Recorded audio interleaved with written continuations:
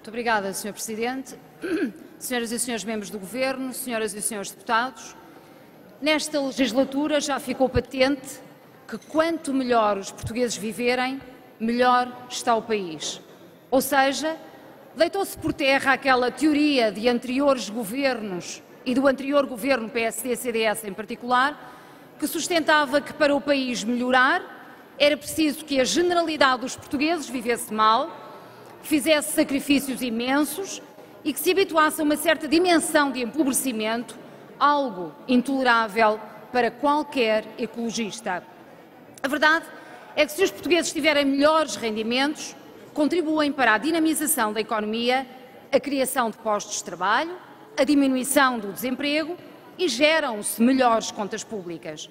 Continuar, portanto, a fazer o contrário do que o governo PSD-CDS fez e teria feito em relação aos salários, pensões, apoios sociais e impostos é determinante neste orçamento e os frutos surgem patentes, por exemplo, nos números da criação de emprego.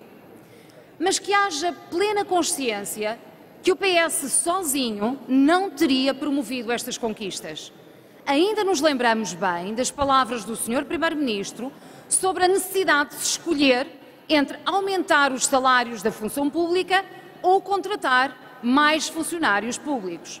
Nós não poderíamos aceitar essa escolha e que se chegasse ao final desta legislatura mantendo o congelamento do aumento salarial que dura cerca de 10 anos. Esse aumento de salários far-se-á em 2019. Sabendo que é uma matéria que se definirá em negociação com os sindicatos, os verdes consideram que o importante é a recuperação efetiva de poder de compra e não vale a pena fazer como fez o Sr. Ministro das Finanças, misturando esta questão com o descongelamento das progressões das carreiras. O descongelamento dos aumentos salariais é uma coisa e o descongelamento da progressão de carreiras é outra coisa. E já agora, em relação a este último, o Governo está em grande dívida para com os professores e outros profissionais em situação idêntica no que respeita à contagem de todo o tempo de serviço. Não esquecemos isso. Assim como não esquecemos a teimosia de decisões ambientalmente negativas para o território, mas que a luta das populações demonstra que é possível reverter, mesmo quando o Governo não quer fazer, quando a Galp e a ENI declararam agora a desistência da pesquisa de petróleo ao largo de Algesur. Prova-se, senhoras e senhores deputados, que vale a pena lutar pelo direito ao ambiente. Uma outra questão determinante para o PEV neste orçamento era o aumento do investimento público, de modo a dotar os serviços públicos de maior capacidade de resposta aos cidadãos. Depois do governo PSD-CDS ter desinvestido brutalmente em serviços públicos fundamentais, tendo como horizonte a sua entrega ao setor privado, era inevitável alavancar esse investimento, designadamente na saúde, na educação, na cultura, no ambiente ou nos transportes.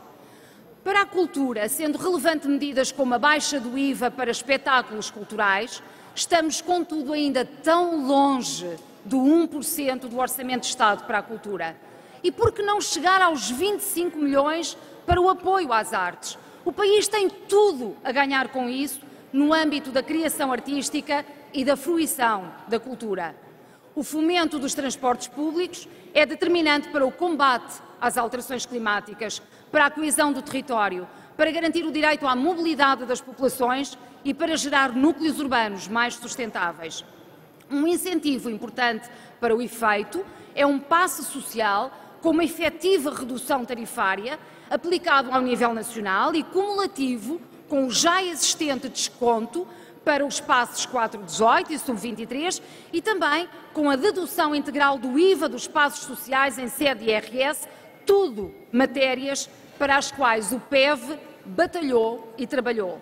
No que à ferrovia diz respeito, insistimos que é urgentíssimo investir em material circulante, em trabalhadores em número suficiente, em infraestruturas e modernização de linhas, quebrando o ciclo de encerramento e de desinvestimento em que o governo PSD-CDS foi exímio.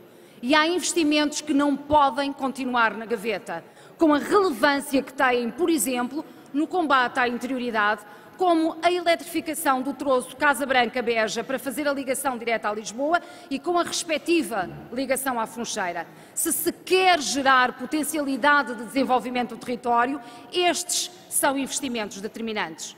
O problema que os verdes detectam como preocupante é a obsessão do Governo com o déficit. O Sr. Ministro das Finanças repetiu várias vezes que o déficit seria de 0,2%. E qual é o problema se for 0,5% ou outro valor? Por que razão se recusa desenvolvimento neste país por causa de números estanques do déficit? Por que razão se nega constantemente ao país mais resiliência e robustez ambiental, social e económica por causa do déficit? Um país que não tenha uma boa capacidade de produção de bens e de serviços que sejam ambientalmente sustentáveis e que, por isso, não tenha efetiva capacidade de gerar riqueza, não garante boas contas públicas sustentáveis e com futuro. Senhoras e senhores deputados, os verdes votarão a favor do Orçamento de Estado na generalidade, mas em sede de debate na especialidade há ainda muito para trabalhar de modo a melhorar o orçamento que pode ganhar mais capacidade para construir um país melhor, com mais justiça e melhores padrões ambientais e sociais. Muito obrigada.